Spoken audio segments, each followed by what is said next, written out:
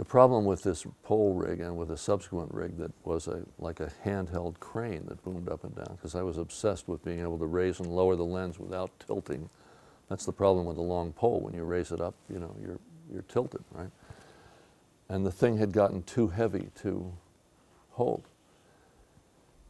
And I experimentally, I had in my trove of junk, I had a thing called a Leopod, which was a body brace that had a brace and a shelf on it, and you put your big heavy news camera on that so that it wouldn't hurt you as much to lug it around, right? And so I took the Leopod and hung the handle of this object, which beginning to weigh about 50 pounds, from a bungee cord. And it did kind of take out the immediate bumps. But the problem was the thing was too heavy to lift up high enough to get a lens height up somewhere above your head, which is where I wanted to be. And I hung it in my barn from one of the rafters on a much longer bungee cord and stretched it through a pulley. You know, I got a 10-footer and stretched it. And once it's held on a long bungee cord, 2 fingers would lift it up a couple of feet, because you've got a hell of a lot of cord that's taking up the shock. The longer the cord, the better it works, right?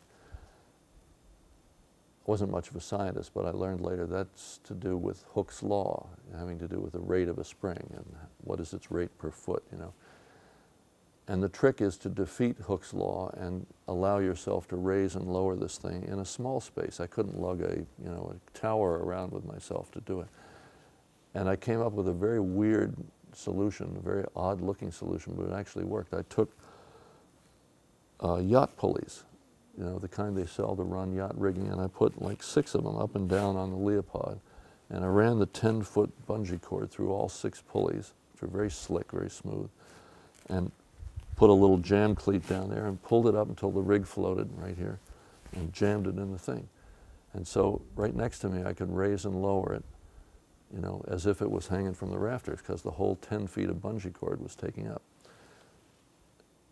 That sounds much cooler and more interesting than it was. It looked very peculiar, and also all the weight of the thing is on this one very sad muscle in your shoulders. So as exhilarating as it was to run around with this and, you know, literally go floor to ceiling, it was extremely punishing physically.